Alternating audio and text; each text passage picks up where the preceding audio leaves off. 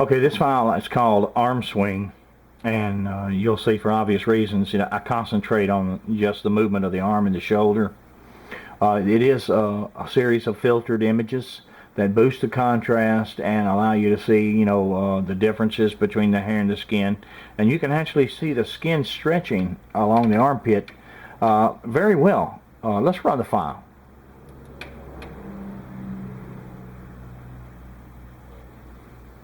See right there along the armpit there? And that's why these images, filtered images, are so important, because you can see so much going on. And there's not anything shifting in this area right here that would indicate a pair of shoulder pads, or football shoulder pads, or anything like that. And it's all quite natural in the way that it moves and stretches and rotates, or like a rotator cuff wood, cusped wood. So it's very, very convincing as far as this being a living, breathing thing rather than a man wearing a suit. Okay, let's enlarge it a little bit.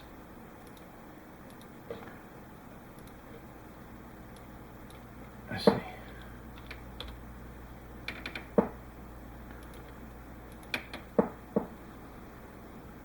Okay, give it just a minute here, and we'll enlarge it where you can see it a little better. Okay, let's get it going again.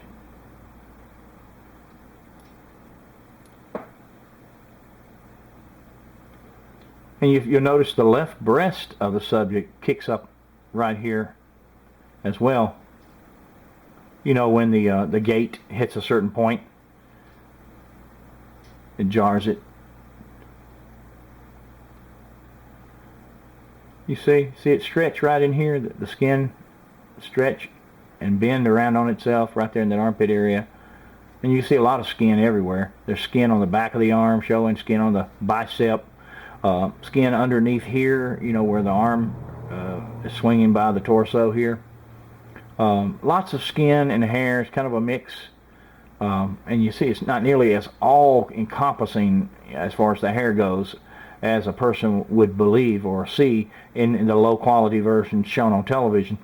So, you can see here that she's haired over, but not all-encompassing. It's not fur by any stretch of the imagination, but it's just a hairy body for whatever reason.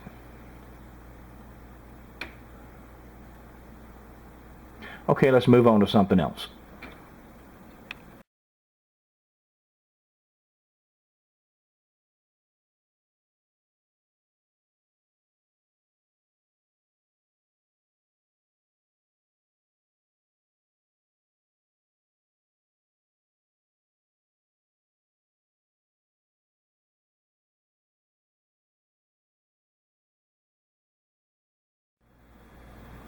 Okay, this file is called Foot Bottom, Skin and Sand.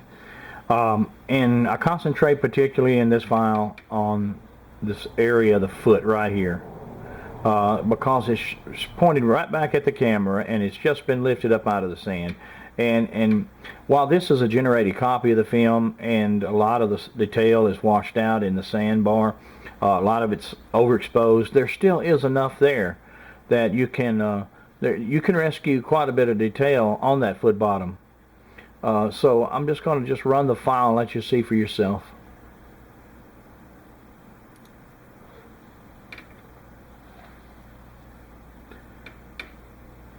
Alright, you see there, we boost contrast.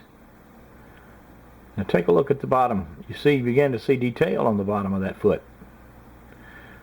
You see that there's two different tones. There's tone for the sand, and there's a tone for the skin. It's almost as if she maybe walked through something kind of moist, and drier sand stuck to the moistness.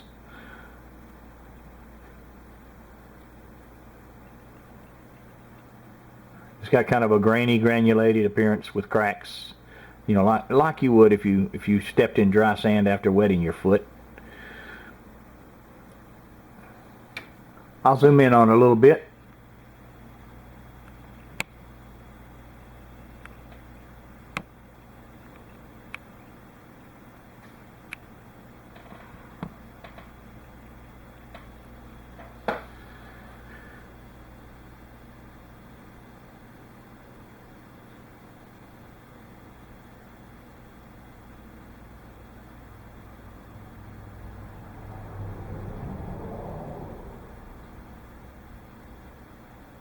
Okay, let's move on to another file.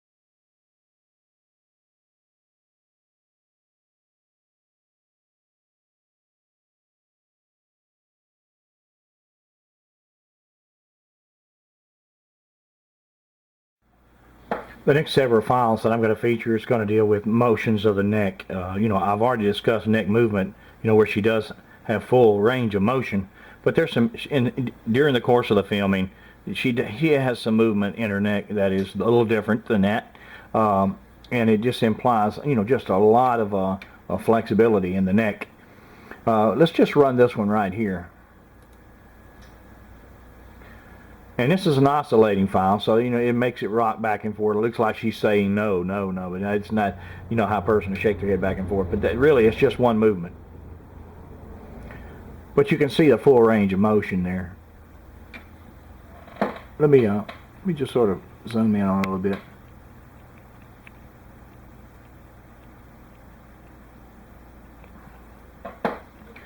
You can also see a little bit of hair flipping up right between the shoulder blades.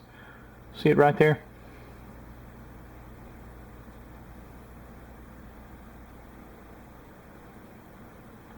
Hair that happens to not be attached to the back.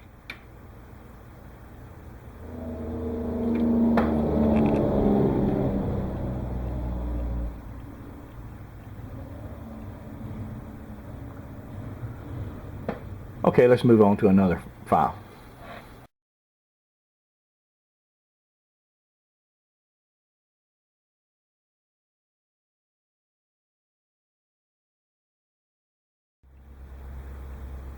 Now here's another file here that kind of shows, like a forward pitch of the head and a little different motion of the neck.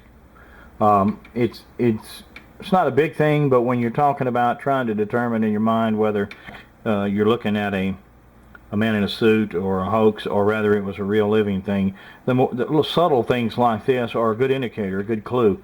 Let me just zoom in on it a little bit.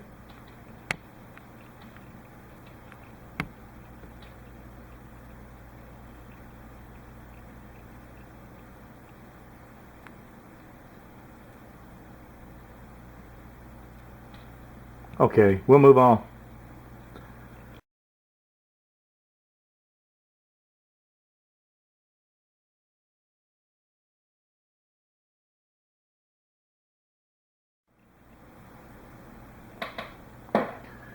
Now here's some shots that show the back detail, what I consider back detail, that are in the film, and a lot of these are taken, in this area, the sequence of the film that is kind of moving away from the camera person.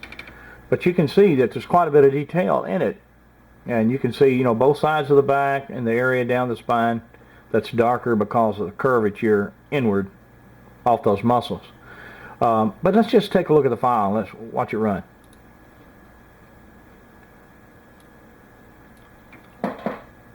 Hey, now this, we'll stop that. Let me go back to that one.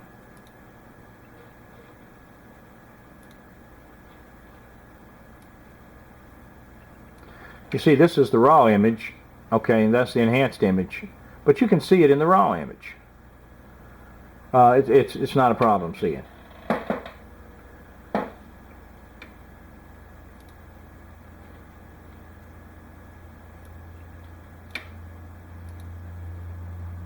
There's another one. That's it, off in the distance. You can see, you can make the back detail out pretty good. Let me just zoom in on it.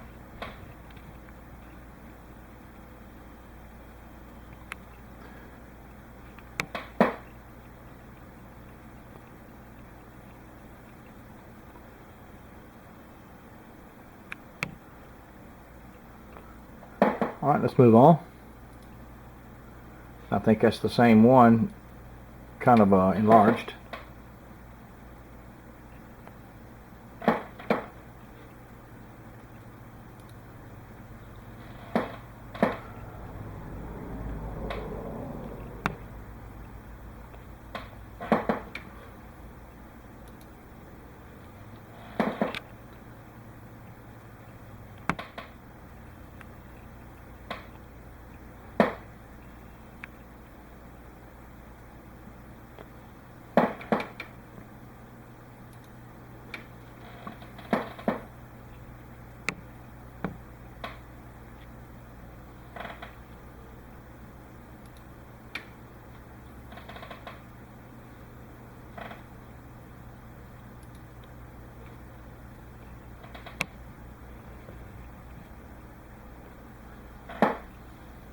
So my friend, you know, this, what you're looking at is anatomy.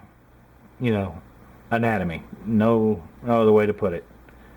And the muscles are pretty well built, and they're pretty well, you know, bulked up. I mean, that's why you see the stripe down the back, because all this is curved inward toward the back muscle. I mean, toward the backbone, off these muscles. And when you curve in like that, a curve will not reflect light directly back into the camera. So everything involved in that curve is going to appear darker. And that tells me that this right here is curved in a convex way on both sides. And what's down here along the backbone is concave.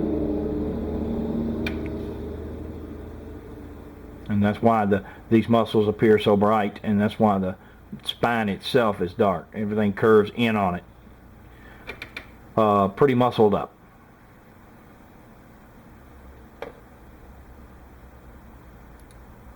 All right, let's move on.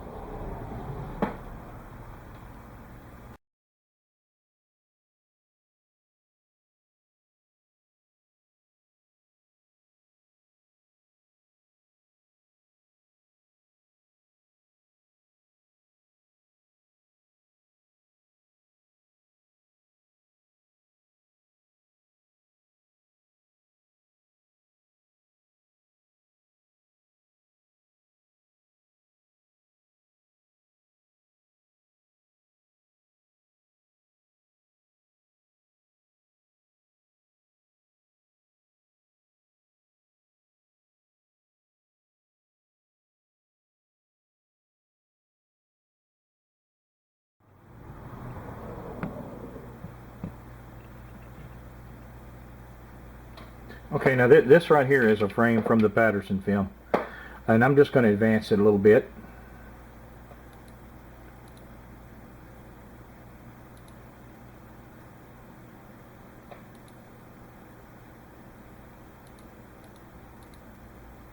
Okay, let me go back.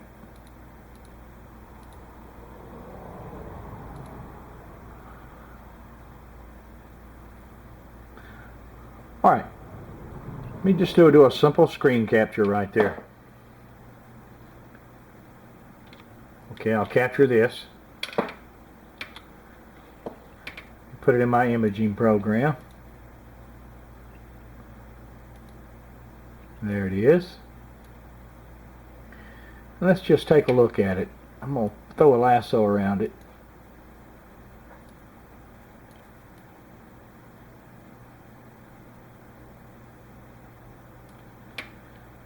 And now let's just boost contrast.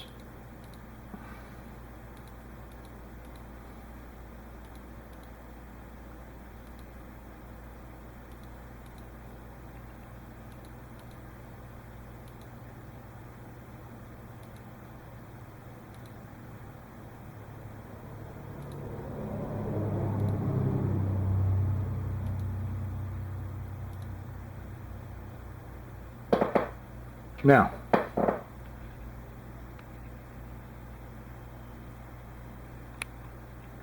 no enhancements at all whatsoever to that, just boosting the contrast. You see certain parts of the anatomy that are unmistakable. You see the glutes? Let me just get to my cursor here. let me just merge this. You see the glutes and you see the back. And the reason why you're able to see that is because the skin is not covered completely in hair at all. It's under the hair is thin, light and wispy, and their sun is shining off through the hair, on the skin, back through the hair, and you can actually see two different tones in the photo. So by boosting the contrast, the skin begins to show through the hair, and then you begin to see detail in the skin and muscles. As well as you see this familiar gastrocnemius muscle right there, the glutes or the buttocks, and the muscles on either side of the spine. There's the spine. Very, very familiar anatomy. Someone in the buff, naked. And you don't have to do a lot to it, which, kind of makes me scratch my head and wonder, why this hasn't been given its due a long time before now. I think that people are a little afraid to do this kind of thing with it, especially anybody that's in this, academic world. It hasn't got much to do with whether it's real or not. It's perceptions. You can get yourself in kind of a bit of a trouble because of perceptions about this film. Well, perceptions need to go by the wayside and look at the film for what it actually is. I hope you can see, and this is a previously prepared file here, the same frame. But I wanted you to see me actually do the enhancement because, it's kind of important. It's important to everybody, what this is. Do we really know our history that well? Or are we out of our comfort zone here?